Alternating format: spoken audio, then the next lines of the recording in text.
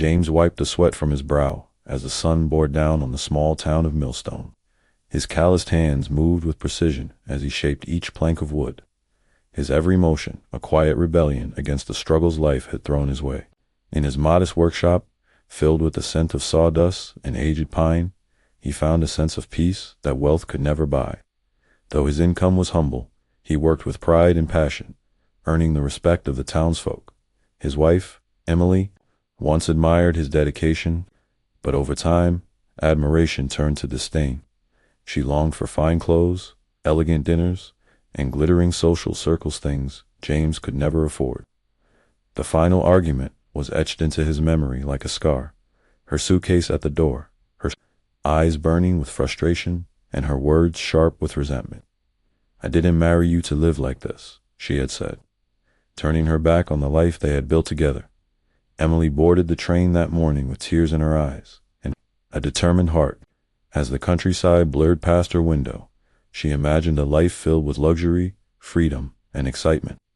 A wealthy suitor named Charles had promised her everything James couldn't: penthouses, vacations, and fine jewelry. She told herself this was the right decision, that love couldn't survive on dreams and sawdust. But life with Charles was not as golden as it appeared. The luxury came with coldness, the excitement with emptiness. Charles was wealthy, yes, but also demanding and dismissive.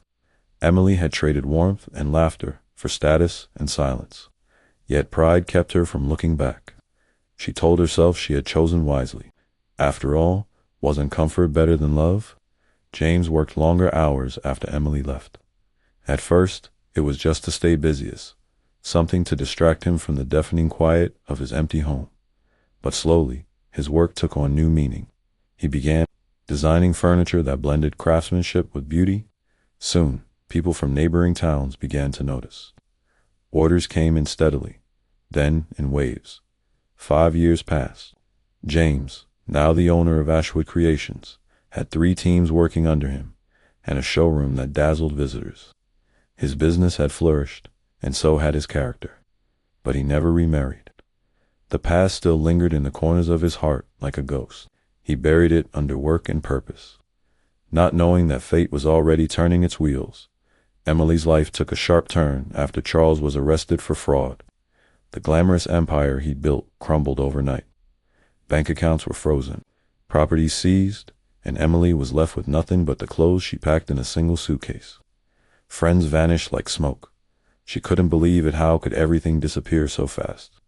She found herself in a run-down motel on the outskirts of the city, living day to day, selling jewelry just to afford meals.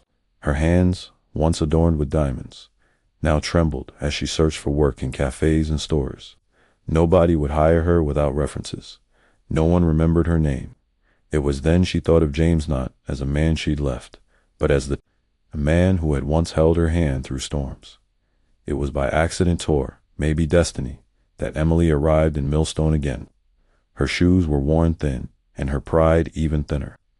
Hungry and exhausted, she wandered into a wooden-floored showroom that looked like a piece of art.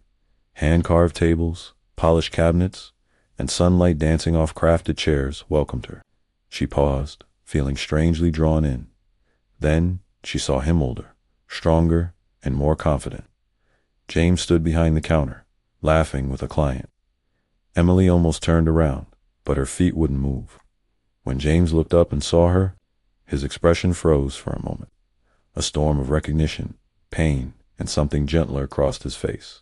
"Emily," he said, as if saying her name let out a breath he didn't know he'd held. The silence between them stretched like a canyon. Emily stared at the floor, unable to meet James's gaze. She hadn't prepared for this encounter. There were no apologies rehearsed, no explanations ready. James, steady as ever, invited her to sit on a bench he had built ironic. She thought how solid and beautiful his work had become.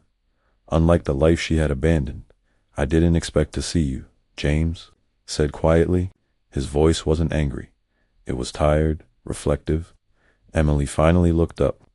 "I didn't expect to be here," she replied, her voice brittle. The weight of regret settled between them. James didn't ask questions. Instead, he listened.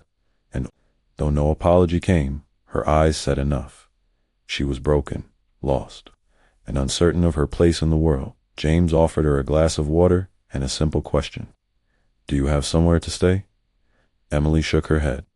Pride made her voice waver as she said, "No, but I'll manage." James didn't press. He walked into his office, returned with a business card, and handed it to her.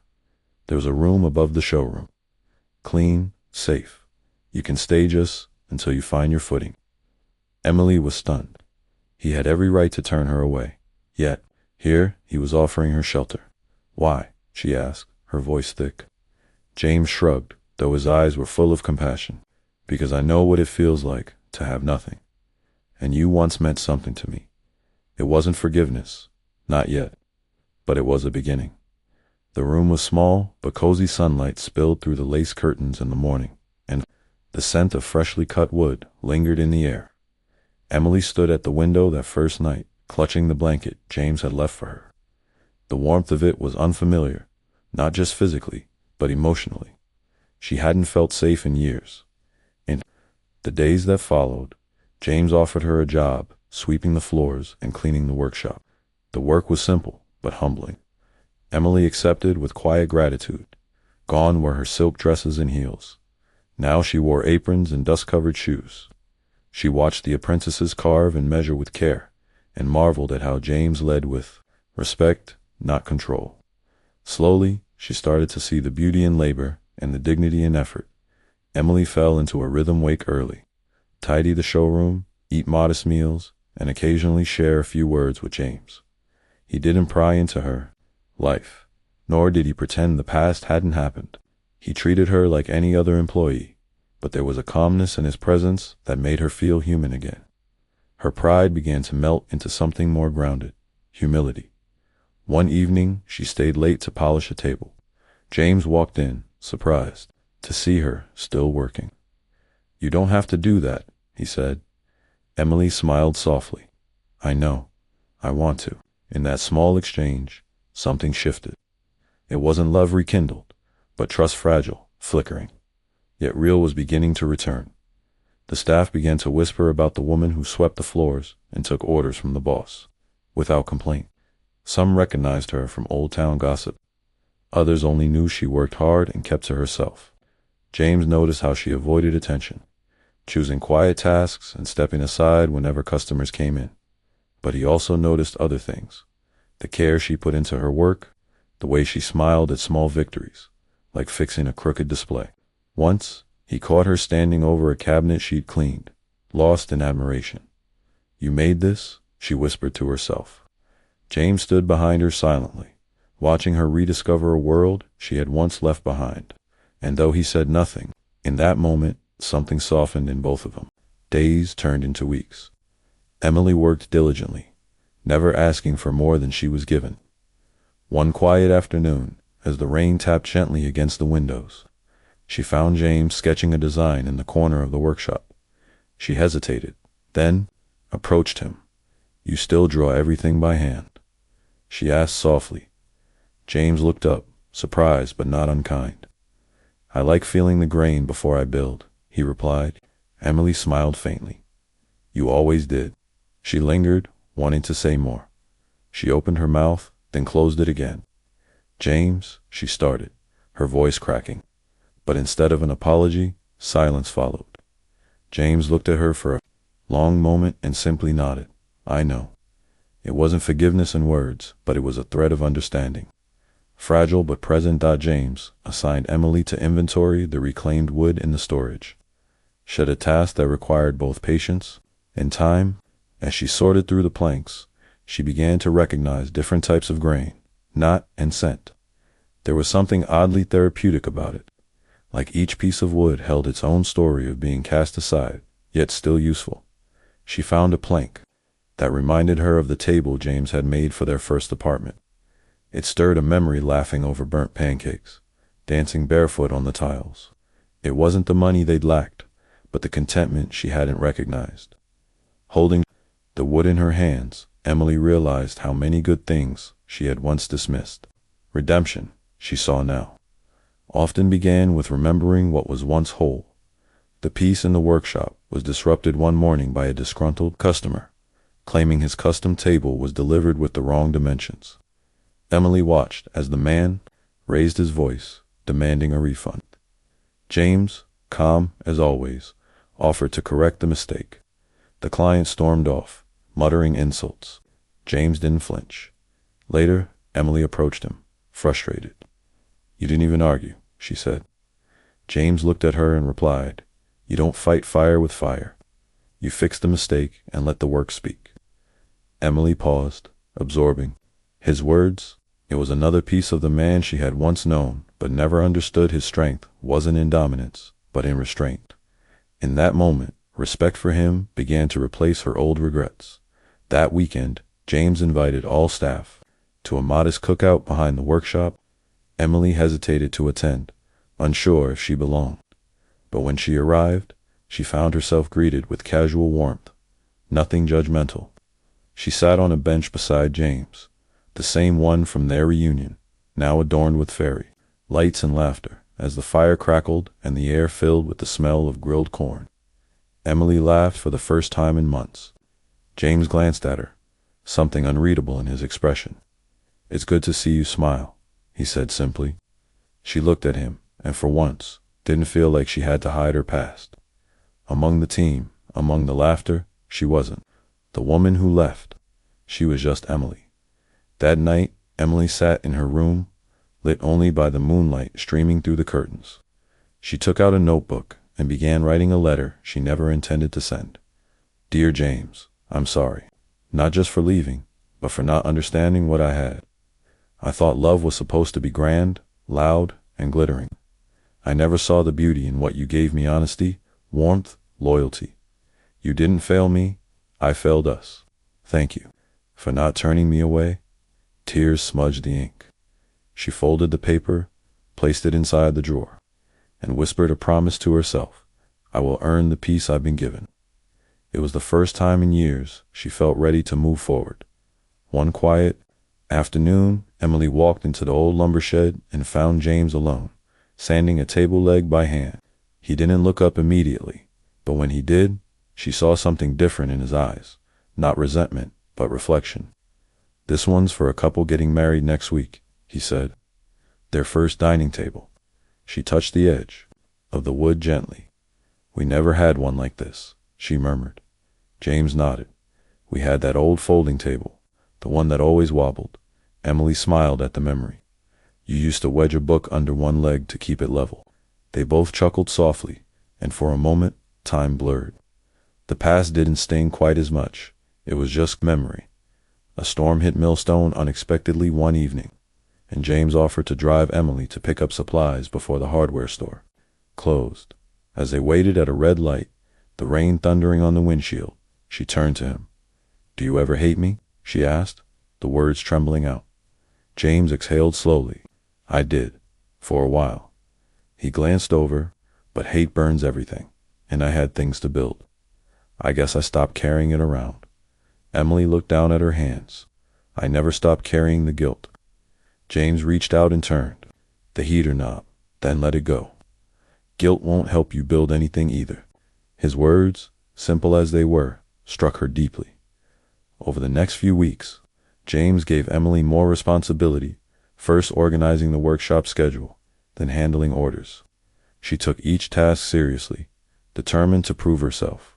Staff, who once eyed her with curiosity, began to respect her for her consistency and work ethic. She wasn't just James's past anymore. She was part of the team. One day, James passed by her desk and noticed the file system she had reorganized. "This is neat," he said.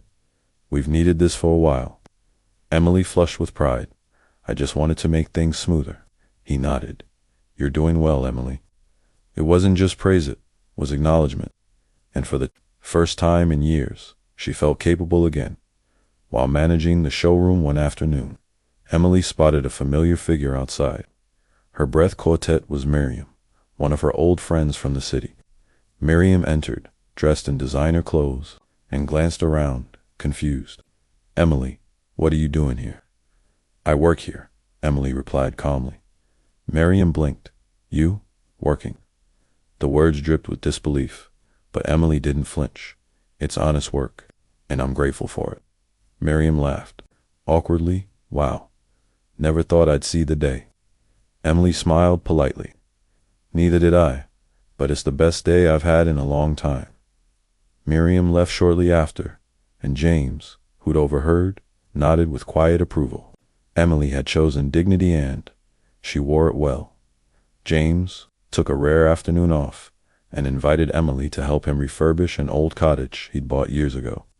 It had been their dream home once, but he'd left it empty after she left. Now, as they sanded window frames and painted shutters, the space began to come alive again, not just with color, but with healing.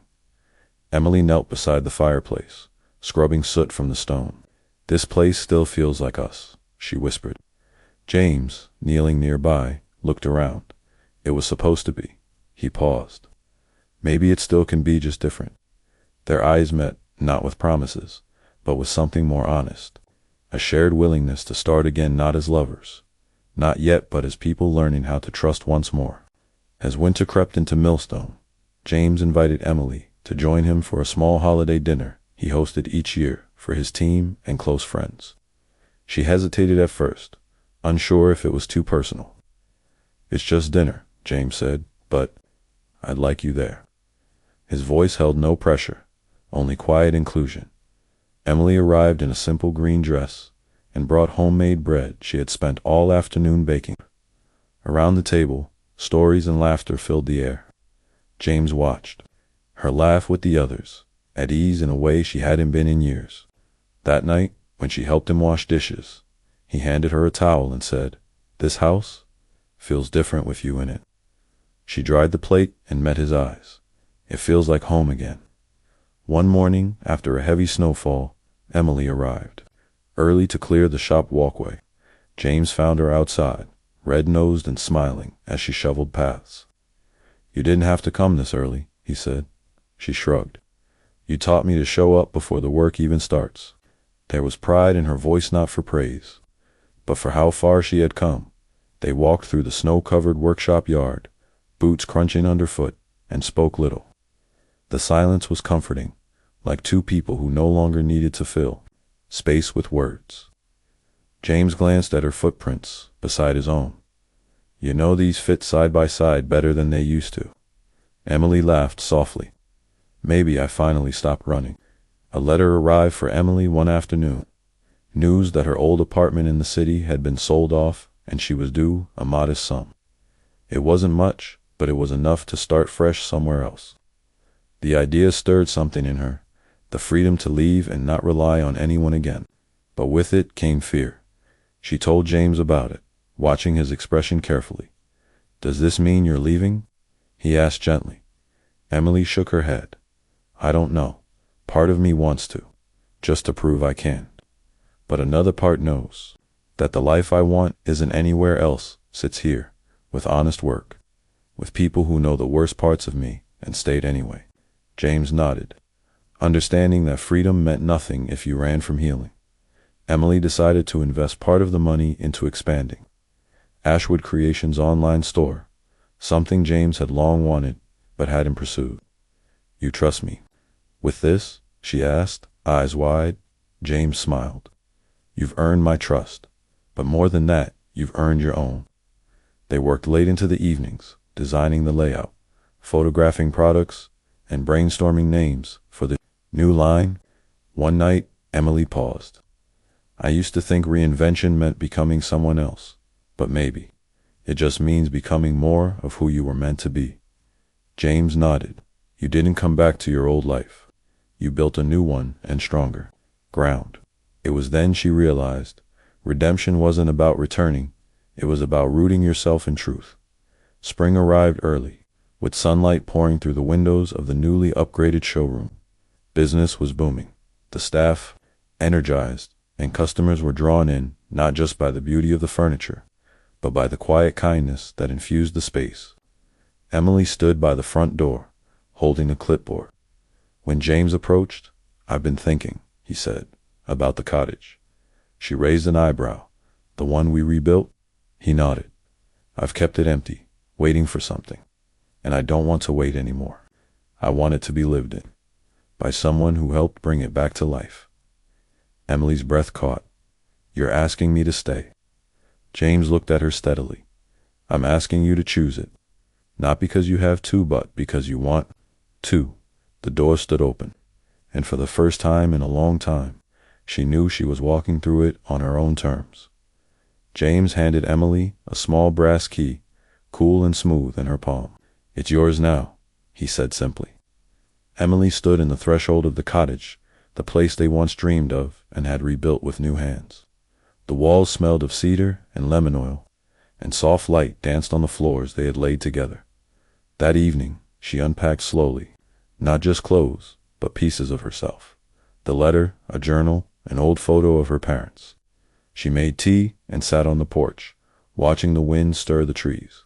No longer a guest, no longer uncertain. This was her home now.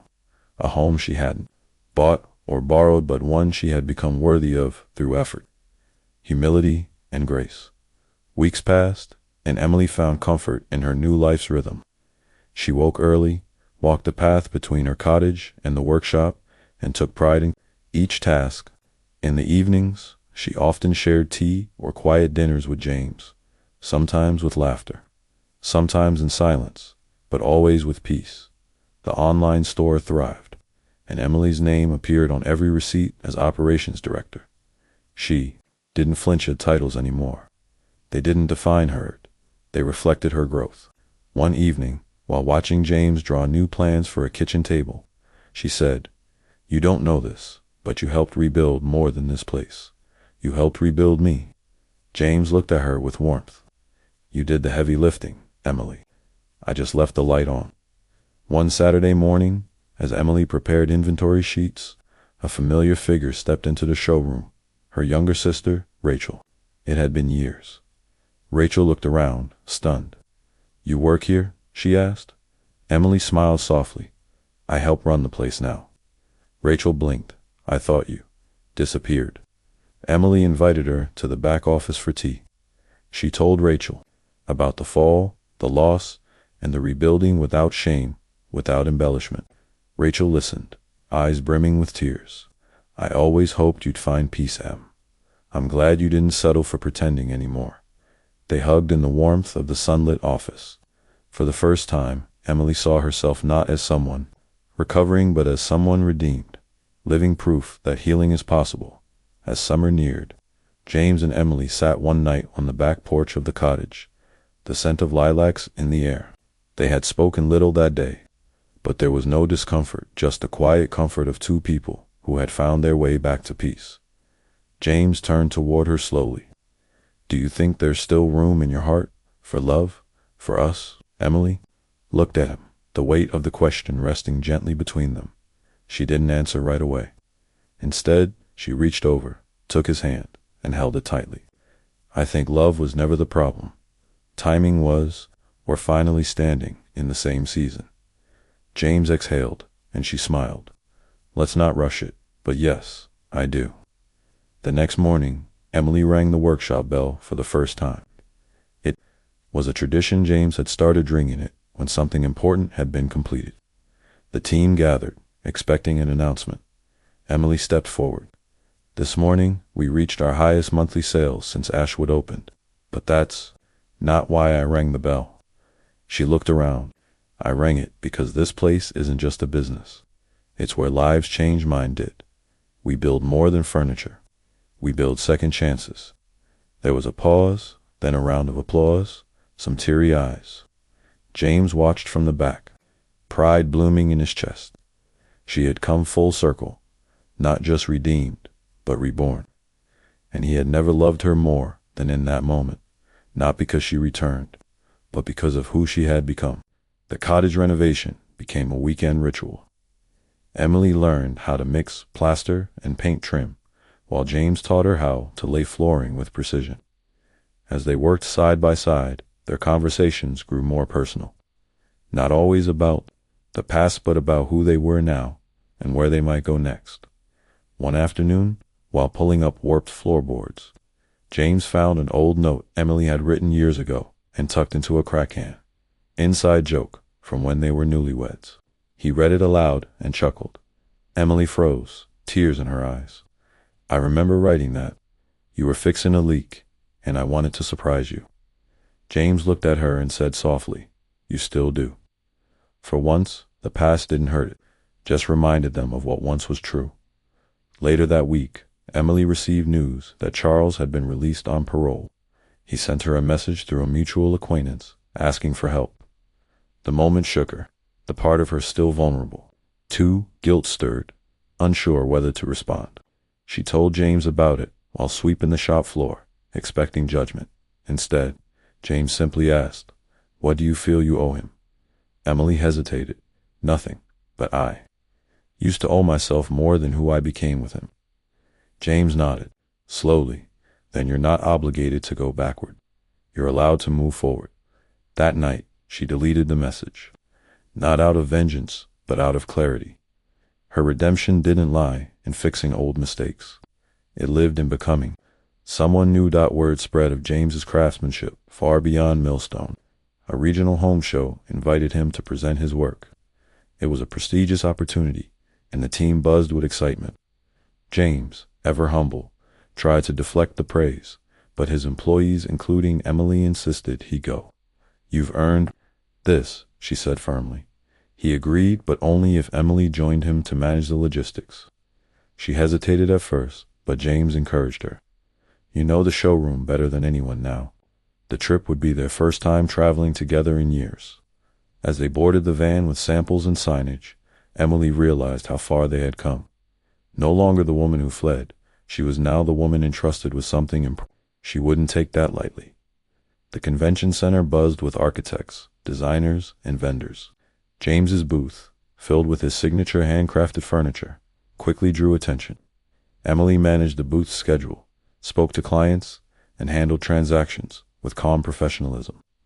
Watching her in action, James saw a woman transformed now, longer bound by shame, but radiating quiet confidence. At one point, a customer complimented Emily. You two work beautifully together. Are you married?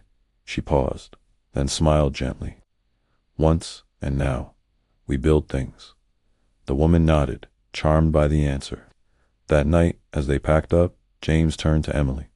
You were amazing today. She met his eyes. So were you. The connection between them was no longer fragile, it was becoming steady, like well-laid wood. Back home, Emily finally retrieved the letter she had once written and never sent. She handed it to James silently, her fingers trembling. I wrote this a while ago. I never had the courage to give it to you until now. James read it slowly, his expression unreadable. When he finished, he folded the letter and set it on the table. Thank you, he said softly. It means something hearing this from you. Not because I needed to hear you say sorry, but because I see you've changed. Emily's eyes filled with tears. I have, she whispered. James reached out and gently covered her hand with his. So have I. That night, no promises were made, but forgiveness, quiet, real, and mutual, was finally exchanged. James's home show booth had won a regional craftsmanship award. The entire team gathered in the workshop with pizza and laughter, celebrating the milestone. Though James was reluctant to take credit, everyone toasted to his vision. Emily, standing beside him, raised her glass and said, To the man who builds more than furniture, he builds futures. The team cheered, and James glanced at her, touched. He remembered a time when she never saw him for more than his pay stub. Now, she stood beside him, not just in admiration, but as a pillar in the business. Later, after the crowd had left, they stood by the back door, watching stars blink into view. Thank you for staying, he said. Emily smiled.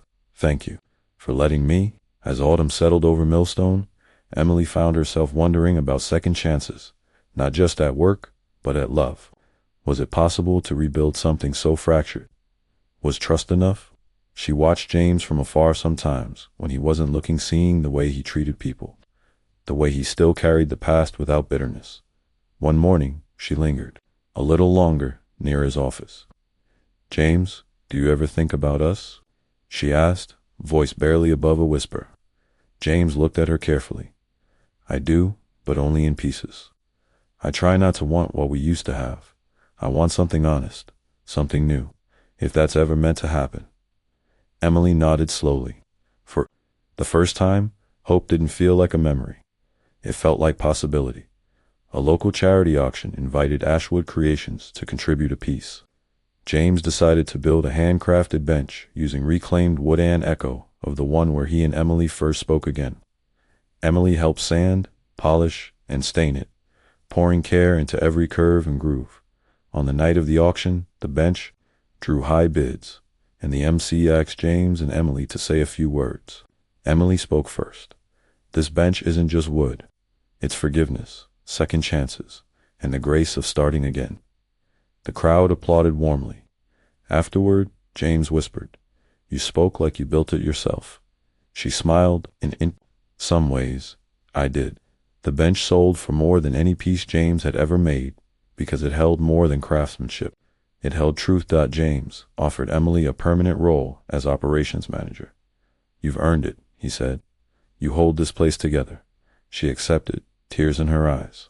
The role came with a larger office in the main building. When she moved her things in, she paused over the folded letter James had returned to her weeks ago. She placed it in her desk drawer, not out of shame, but as a reminder of how far she'd come. Later that week, James invited her to dinner, not a team gathering, not a business event, just dinner. "Not because of our past," he clarified, "because of who we are now." Emily smiled, heart thudding. "I'd like that." For the first time, a door between them wasn't closing. It was opening gently, with care. They met at a quiet bistro on the edge of town. Nothing extravagant, just soft candlelight, warm bread, and conversation that felt natural. They talked about everything: favorite books, childhood memories, even the fears they hadn't voiced in years. There were pauses, but none that felt awkward. James asked, "What would you do differently if you could go back?" Emily didn't hesitate. "I would have stayed, and I would have listened more, believed in us."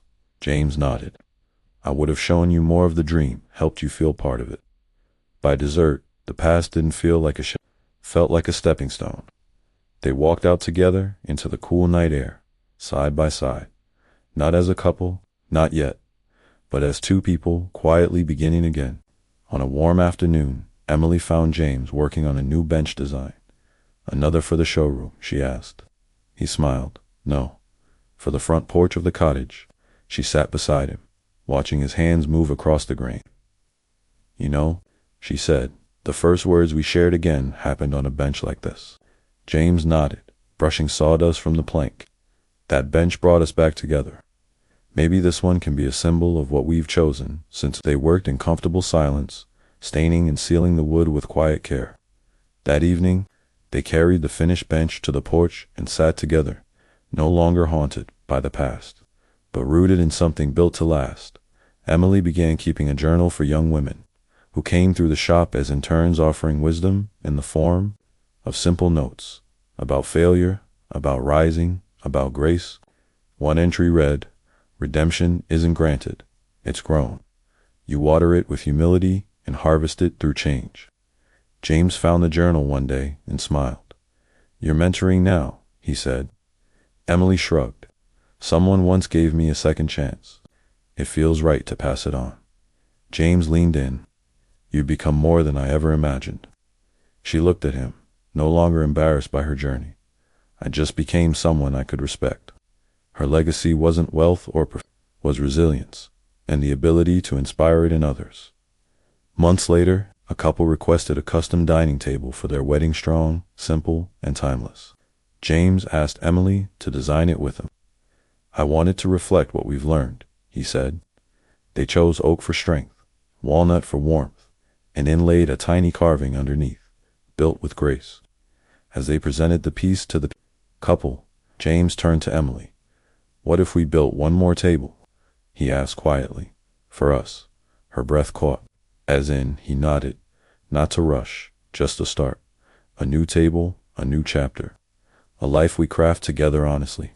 This time, Emily reached out and placed her hand on the tabletop. "Then let's build it right." The cottage, once a symbol of what was lost, now brimmed with life. Emily had planted flowers along the porch. James installed new cabinets in the kitchen. One evening, she found him standing in the doorway, looking out over the yard. "You okay?" she asked. He turned. "I was thinking about the day you left. I stood right here and thought the house would never feel whole again." She stepped beside him, and now he smiled. "Now I see the woman I once lost walking through the same door, but this time she's not leaving." Emily leaned against him. "This time I choose to stay. Not because I need to, but because I love who I've become and who we are." On the anniversary of the shop's opening, the team gathered for a celebration. James stood before the crowd, holding Emily's hand. 10 years ago, I built this place to survive," he said. "But somewhere along the way, it became about more than wood and nails. It became about healing, about choosing grace over bitterness." He turned to Emily. "This woman changed my story, not by returning, but by rebuilding beside me." The room erupted in applause. Emily stepped forward. "If you've ever felt like you've burned down your chance at peace, let me remind you, ashes are where new things grow. Don't fear the fall. Just begin again." Together, they rang the workshop bell.